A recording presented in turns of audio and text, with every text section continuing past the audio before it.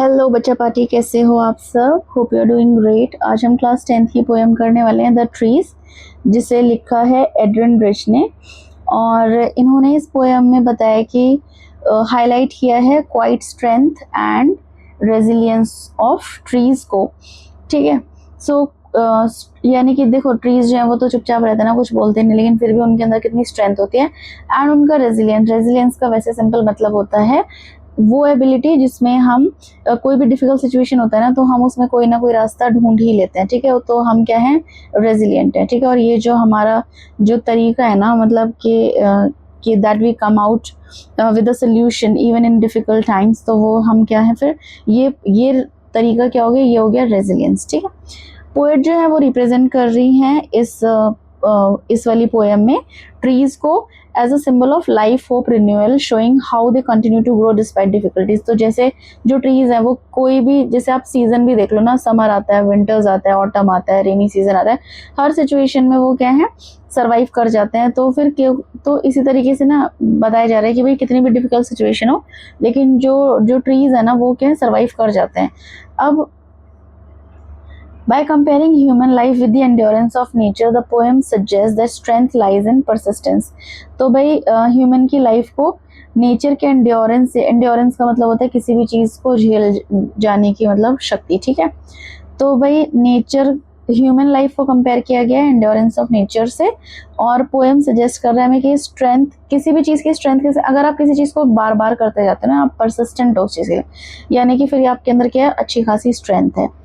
अब यहाँ पे बहुत ही सिंपल बट पावरफुल इमेजरी के थ्रू हमें ये सिखाया जा रहा है कि जो नेचर है वो हमें इंस्पायर कर रहा है to remain hopeful and move forward in life.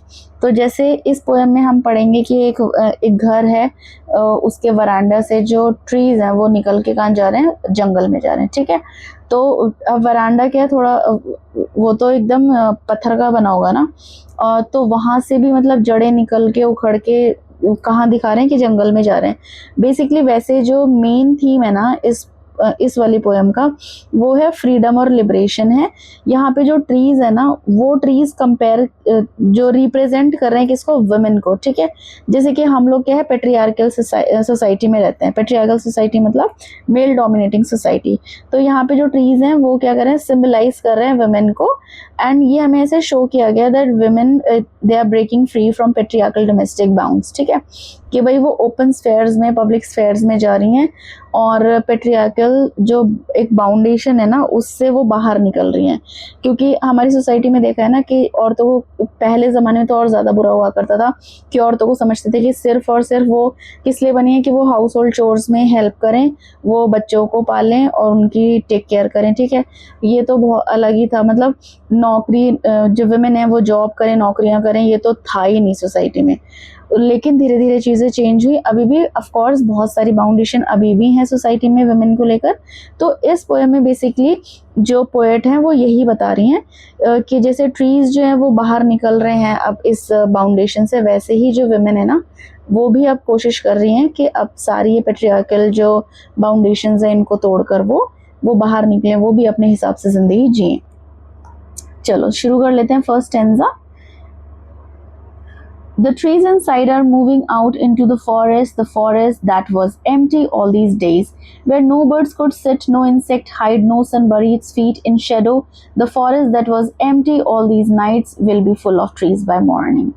तो इसमें पोएट क्या बता रही हैं हमें कि जो ट्रीज है ना वो क्या है, अब घर से निकल के कहाँ जा रहे हैं, वापस फॉरेस्ट में जा रहे हैं, जो कि उनका नेचुरल बिलोंगिंग है। मतलब जो टेक्निकली देखा जाए तो जो ट्रीज हैं वो कहाँ होने चाहिए, घर में उगाने के लिए नहीं बने थे, वो जंगल में उगने के लिए बने। ठीक है, जैसे कि जो बर्ड्स हैं उन्हें भी केज कर लेते हैं लोग, लेकिन देखा जाए तो बर्ड्स गॉड ने किस लिए बनाए, ताकि वो खुले आसमान में उड़ सके, लेकिन फिर भी हम उन्हें केज कर लेते हैं।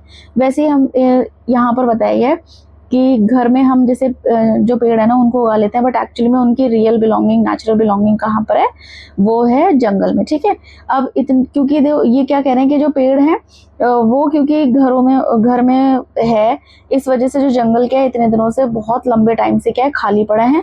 और जब जंगल में पेड़ ही नहीं है तो फिर बर्ड्स कहाँ पर अपना घर बनाती हैं, ट्रीज की ब्रांचेस में। ठीक है, इवन जो इंसेक्ट्स हैं वो भी कहाँ छुपते हैं, ट्रीज के ट्रंक्स में। ओके, तो क्या कह रहे हैं कि भाई इसीलिए जो बर्ड है ना उनको भी कोई वो भी नहीं रेस्ट कर रही है ब्रांचेस पे, ना ही कोई इंसेक्ट हाइड कर रहा है। No shadow for the sun to fall into. अब देखो जब तक पेड़ नहीं होंगे, पेड़ के पत्तियां नहीं होंगी, ब्रांचेस नहीं होंगी, तब तक सूरज की शेड उन पे नहीं पड़ेगी, और जैसे जो लीव्स होती हैं उनसे ऐसे टकरा के, और फिर जो लीव्स होती हैं उनकी शेड पड़ती है ना नीचे जमीन के ऊपर। तो जब पेड़ ही नहीं है तो फिर कौन सी शेडो आएगी, कोई शेडो बनेगी ही नहीं ना फिर। By morning however the forest will once again be full of trees and life. तो पोएट क्या कह रही है कि सुबह तक जो है ना ये जो पेड़ है वो वापस जंगल चले जाएंगे, और फिर जो जंगल है वो फिर से full of trees and full of life हो जाएगा। ठीक है। The movement of tree symbolises the restoration of nature to its rightful free place. तो भाई ये जो यहाँ पर दिखाया जाएगा ना इस पोएम में कि जो ट्री है वो निकल कर वापस जंगल जा रहा है, इससे क्या क्या पता चल रहा है कि यहाँ पर रिस्टोरेशन दिखाया जा रहा है कि भाई जो राइटफुल प्लेस है ना ट्रीज की वो कहाँ है, जंगल में। ठीक है। नेक्स्ट स्टैंजा है all night the roots work to disengage themselves from the cracks in the veranda floor. The leaves strain toward the glass, small twigs stiff and with exertion, long cramped boughs shuffling under the roof, like newly discharged patients, half dazed moving to the clinic doors. अब क्या करें कि पूरी रात जो जड़ें हैं ना वो बहुत ज़्यादा मेहनत करती हैं अपने आप को डिसएंगेज करने की, मतलब वरांडा में ना जो क्रैक्स पड़े हैं ना उसमें से निकलने की कोशिश कर रही हैं वरांडा के फ्लोर से, और जो पत्तियां हैं वो भी ग्लास की विंडो होगी, और ना जैसे अब ये वरांडा में एक पेड़ उगा हुआ है, ठीक है, तो इसकी ब्रांचेस जो हैं वो ये विंडोज हैं यहाँ तक भी फैली हुई हैं। तो विंडोज को तोड़कर जो है ना ब्रांचेस अपने आप को फ्री कर रही हैं। ओके। फिर नए नए जो कलियां या नई नई ब्रांचेस जो निकली हुई हैं वो सबके सब क्या है अपने आप को, चाहे वो बिल्कुल एक्सर्शन हो रहा है उन्हें, लेकिन फिर भी वो निकल रही हैं।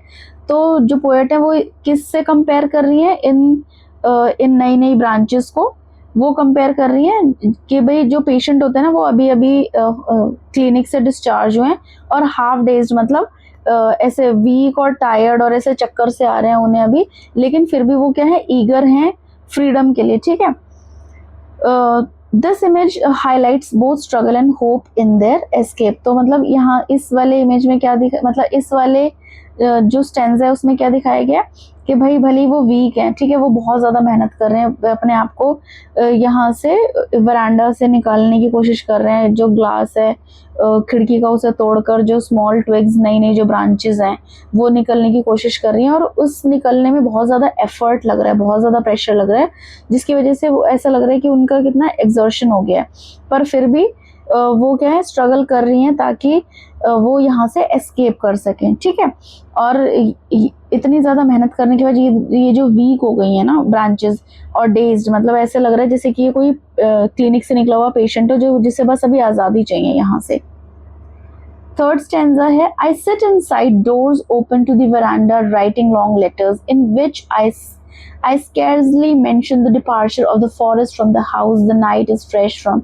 The whole moon shines in a sky still open. The smell of leaves and lichen still reaches like a voice into the room.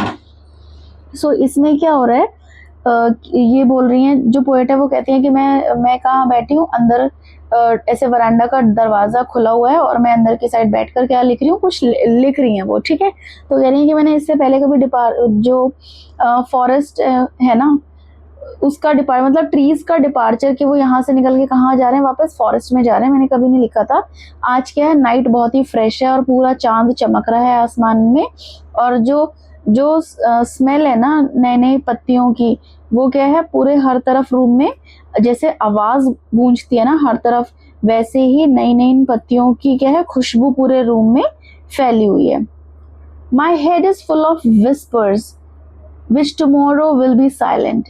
Listen, the glass is breaking. The trees are stumbling forward into the night. Winds rush to meet them.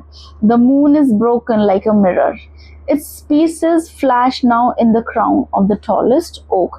तो अब इस वाले stanza में जो poet है वो क्या बता रही है कि जो ट्री है ना वो रात को कोशिश कर रहे हैं यहाँ से निकलने की, और जो पोएट है उनको ना विस्पर सुनाई दे रही है। फिर विस्पर होता है ऐसे फुसफुसाकर बोलना, तो मतलब अब देखो इस वाली विस्पर ऑफ द लीव्स, यहाँ पे जो इन्होंने बोला था ना, एक minute, my head is full of whisper. Whisper कौन करता है? वैसे इंसान करता है। अगर आपसे इसका पोएटिक डिवाइस पूछ लिया जाए तो आप क्या कहोगे? पर्सोनिफिकेशन, क्योंकि विस्पर तो इंसान करते हैं। तो कह रही है कि रात को ना मुझे पूरी रात पत्तियों के धीरे धीरे फुसफुसा के बात करने की आवाज आई जा रही थी। अच्छा, ये आवाज जिसे वो विस्पर कह रही है वो एक्चुअली में क्या है कि जो ट्री की लीव्स है ना, जो कि खिड़की तक फैल चुकी हैं, वो क्या है, कांच को तोड़कर वहां से फ्री होना चाह रही हैं। तो उसी कांच के टूटने की आवाज है जिसको वो विस्पर कह रही हैं। The wind rush forward as if to welcome them. अब कहने की हवा भी चल रही है, ऐसा लग रहा है जैसे कि वो वेलकम कर रही है। The moon appear shattered like a mirror. और जो मून है ना, वो भी ऐसे, मून की जो रोशनी ऐसे पूरे उसमें बिखरी हुई, ऐसा लग रहा है कि जैसे कि कोई कांच के टुकड़े ऐसे बिखर जाते हैं ना पूरे, और वो चमकते हैं। तो वैसे ही क्या है, मून की रोशनी ट्री की जो पत्ती हैं उसमें से निकल रही है। तो ऐसा लग रहा है कि जैसे कि छोटे, जैसे ना ग्लिटरिंग फ्रेगमेंट जो है वो ग्लिटर कर रहे हो, ठीक है। यानी कि जैसे कांच टूटने के बाद ऐसे चमकता नहीं है, छोटे छोटे टुकड़े होते हैं उसके, तो वैसे ही ब्रांचेस से टकरा के जो मून की लाइट आ रही है ना, वो बिल्कुल वैसे ही चमकती हुई लग रही है। This stanza captures the energy, excitement and power of nature as it remains its freedom. तो अब क्या है, इसमें पूरी ब्रांचेस या एक्साइटमेंट दिखाई गई है ट्री की, किस तरीके से वो आज़ाद होने के लिए इतना एक्साइटेड हो रखा है, और बिल्कुल शीशा वगैरह सब तोड़कर जो ट्री है ना अपने आप को फ्री करके बस कहाँ जाना चाहता है, वो जाना चाहता है फॉरेस्ट में। और हम ऑलरेडी, मैं आपको बता चुकी हूँ कि इस पोएम में जो ट्री है वो किससे कंपेयर, उसे वो किसको सिंबलाइज कर रहा है? वुमेन को सिंबलाइज कर रहा है, ठीक है। सो जल्दी से इन शॉर्ट में बता देती हूँ। फर्स्ट स्टैंजा में स्पीकर ने, जो पोएट है, उन्होंने क्या बताया कि जो ट्री है वो घर के अंदर है, बट अब वो यहाँ से निकल के जो एम्प्टी लाइफलेस फॉरेस्ट है वहाँ जाना चाहता है। अब क्योंकि फॉरेस्ट में ट्रीज नहीं है, इस वजह से ना तो वहाँ बर्ड्स बैठती हैं, ना ही सन जो है वो कोई शेडो बना पाता है। लेकिन सुबह क्या होगा, जो फॉरेस्ट है वो वापस भरा हुआ हो जाएगा, अलाइव हो जाएगा। सेकेंड स्टैंजा में हमने बात की है कि पूरी रात जो ट्री की रूट्स है ना, वो वरांडा के फ्लोर को ऐसे तोड़ फोड़ करके, और जो लीव्स हैं वो ग्लास की विंडो को तोड़कर क्या है, बाहर निकलने की कोशिश कर रही हैं, जैसे कि हॉस्पिटल से या क्लिनिक से कोई पेशेंट डिस्चार्ज होता है ना, बिल्कुल वैसे लगती हैं। थर्ड स्टैंजा में हमने क्या देखा था कि जो पोएट हैं वो अपने अंदर बैठकर कुछ लेटर राइटिंग कर रही हैं, लिख रही हैं, और वो कह रही हैं कि मैं शायद ही कभी अपने लेटर्स में या जो भी वो लिखती हैं उसमें फॉरेस्ट के डिपार्चर की बात की हो। डिपार्चर का मतलब होता है जाना। और फिर वो लिखती हैं कि जो नाइट है वो एकदम फ्रेश है, जो मून है, चांद एकदम चमक रहा है, और जो पत्तियां है ना उसकी खुशबू हर तरफ कमरे में क्या है, फैली हुई है। फोर्थ वाला स्टैंजा में हमने बात की है विस्पर की। ऐसा लग रहा था कि जैसे कि जो पत्तियां ना वो विस्पर कर रही हैं, एकदम ग्लास के टूटने की बात की गई है इसमें, ओके। और फिर विंड के, ऐसा विंड जो इतना रशिंग विंड है ना, वो ऐसा लग रहा है जैसे कि वेलकम कर रही हो ट्री को। उसके बाद जो मून है उसकी लाइट ऐसे लग रही है जैसे कि टूटा हुआ मिरर होता है उस तरीके की, ठीक है। ओक, जो टॉल ओक की ब्रांचेस है वहां से जो रोशनी निकल रही है वो इस तरीके से लग रही है। अब इससे पहले कि पोएटिक डिवाइस हम करें, मैं एक बार आपको इसका मेजर थीम बता देती हूँ। एक तो क्या क्या थीम है इसका, freedom, FREEDOM, freedom and liberation, ठीक है, LIBERATION।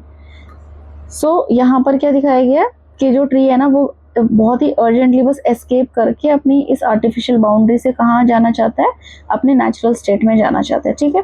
एंड ट्रीज किसको सिंबलाइज कर रहे हैं? वुमेन को सिंबलाइज कर रहे हैं।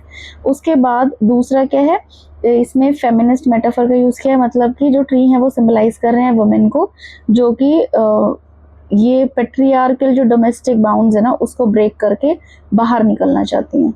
और तीसरी चीज़ इसमें अगर हम देखें तो मैन वर्सेस नेचर की बात की गई है कि मैन जो है वो क्या करता है, नेचर को एक तरह से केज करने की कोशिश करता है अपने फॉर डेकोरेशन पर्पस, या हम कुछ भी समझ लें। लेकिन जो रियल प्लेस है ना, नेचर मतलब रियल प्लेस जो है नेचर की, वो कहाँ पर है? बाहर खुले में, ठीक है। ओके, अब जल्दी से पोएटिक डिवाइस कर लेते हैं। इमेजरी, इमेजरी होता है, देखो इमेजरी ना आपको हर पोयम में ही मिल जाएगा। उसका रीजन ये है कि जो पोयम लिखी ही ऐसे जाती है कि जब आप उसे पढ़ते हो ना आपके माइंड में इमेज क्रिएट होती है। जैसे कि जब आप ये पढ़ोगे एम्प्टी फॉरेस्ट, तो आप इमेजिन करोगे कि जंगल है लेकिन पूरा खाली मैदान सा, उसमें कुछ भी नहीं है। क्रैक्स इन दी वेरांडा में आपने इमेजिन किया होगा कि जो फ्लोर है वो ऐसे टूट रहा है, ठीक है। ब्रोकन मून लाइक मिरर, तो आपको लाइट वो कांच के टुकड़ों जैसी लग रही होगी। नेक्स्ट बात कर लेते हैं मेटाफर की। मेटाफर वो पोएटिक डिवाइस होता है जिसमें हम दो डिफरेंट चीज़ों का कंपैरिजन करते हैं, लेकिन लाइक और एज ये दो वर्ड्स का यूज नहीं करते हैं, डायरेक्ट कंपैरिजन होता है इसमें, ठीक है। अब इसमें क्या है, the movement of trees symbolises the awakening of suppressed natural and human energy, specially women's liberation की बात की गई है। मतलब देखो ट्रीज को किससे कंपेयर किया गया है, या किसे ट्रीज किसे सिंबलाइज कर रहे हैं, वुमेन को सिंबलाइज कर रहे हैं। और ट्रीज की मूवमेंट किसको सिंबलाइज कर रही है, वुमेन के लिबरेशन को सिंबलाइज कर रही है, ठीक है। नेक्स्ट है पर्सोनिफिकेशन। पर्सोनिफिकेशन वहाँ होता है जहाँ पर ह्यूमन के एट्रीब्यूट्स या क्वालिटीज जो हैं वो हम नॉन लिविंग में या ट्रीज या फिर एनिमल्स या बर्ड्स में देते हैं। जैसे कि यहाँ पे ट्रीज, रूट्स एंड लीव्स जो है उसको ह्यूमन ट्रेट्स दिया गया, जैसे कि वो वर्क कर रहे हैं, वो स्ट्रेन कर रहे हैं, वो स्टम्बल कर रहे हैं, ठीक है। और वो एक्सर्शन दिखाया गया था उनका, और विस्पर करना बताया गया। तो ये सारी क्वालिटीज किसके हैं, इंसानों की तो excuse me. Next word is simile. Simile again metaphor जैसा होता है। ये दो चीज़ों में हम कंपैरिजन करते हैं, लेकिन हम यूज़ करते हैं लाइक या फिर एज का। जैसे कि ये वाली जो लाइन थी, लाइक न्यूली डिस्चार्ज पेशेंट्स, तो यहाँ पे कंपेयर किया गया था ट्रीज को किससे, न्यूली डिस्चार्ज पेशेंट से, ठीक है।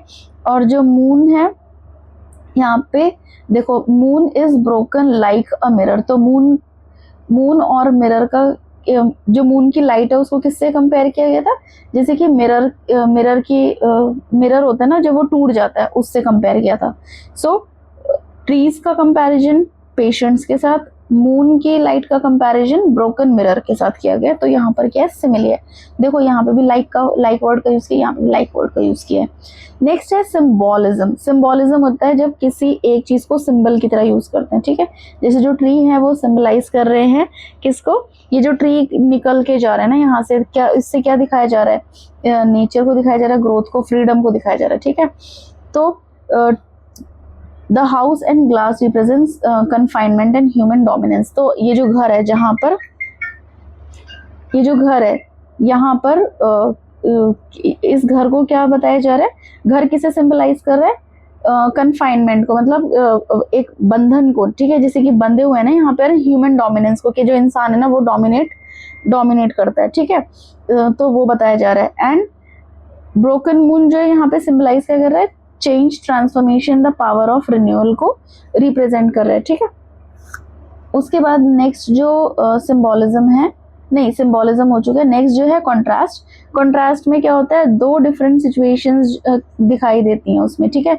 कॉन्ट्रास्ट में यानी कि दो डिफरेंट सिचुएशंस, जैसे कि lifeless human made indoor space को कॉन्ट्रास्ट किससे किया गया, वाइब्रेंट फ्री नेचुरल वर्ल्ड से outside, okay. Highlighting the difference between confinement and liberation. तो देखो मैंने क्या बताया आपको कि जो कंट्रास्ट है वो पोएटिक डिवाइस कहाँ होता है, जब भी आपको दो कंट्रास्टिंग, दो डिफरेंट सिचुएशंस दिखाई जा रही हो एक साथ। जैसे कि ये जो यहाँ पे दिखाया गया कि जो ट्री है वो क्या कहाँ पर है, वरांडा में। तो ये क्या है, ये कन्फाइनमेंट है ना, जो कि ह्यूमन लाइक मैन मेड है, ठीक है। जिसमें कि जो ट्रीज हैं वो बनाए किस लिए गए हैं कि वो ओपन स्पेस में रहें, वो फॉरेस्ट में जाकर रहें। उसके बाद देखो तो कॉन्ट्रास्ट दिखाया गया कि भाई ह्यूमन मेड इंडोर स्पेस से निकलकर जो ट्रीज हैं वो कहाँ जाना चाहते हैं, फ्री वर्ल्ड में जाना चाहते हैं, ठीक है। Last is the rhyme scheme. यहाँ पे फ्री वर्ड्स है। फ्री वर्ड्स का मतलब होता है कोई राइम स्कीम नहीं बनती है। राइम स्कीम अगर आई होप कि आपको पता हो, राइम स्कीम क्या होती है, हम हर लाइन के ना लास्ट वाले वर्ड को देखते हैं और सबसे पहला वाला वर्ड देखेंगे, फिर उसके बाद नेक्स्ट वर्ड देखते हैं नेक्स्ट वाली लाइन का। और अगर ये दोनों सेम साउंड कर रहे होते हैं, यानी कि राइम कर रहे होते हैं, यानी कि सेम साउंड कर रहे होते हैं, तो हम ऐसे लिखते हैं ना, जैसे कि इसको सबसे पहले ए देते हैं, और अगर ये वर्ड भी सेम होता तो इसे ए दे देते, अगर ये वर्ड नहीं होता तो इसे बी दे देते। लेट्स से कि डिपार्चर, यहाँ पर कोई ऐसा वर्ड होता जो इसकी तरह साउंड कर रहा होता, तो हम इसे फिर से यहाँ पर ए दे देते। और अगर मान लो ये वाला लेटर और ये वाला वर्ड और ये वाला वर्ड अगर सेम कर रहा होता तो हम यहाँ बी कर देते, तो कैसे आ जाता, ए बी इसकी राइम स्कीम बनती। पर आप सारे की सारी लाइंस देखोगे, यहाँ पे कोई राइम स्कीम बनेगी ही नहीं, ठीक है।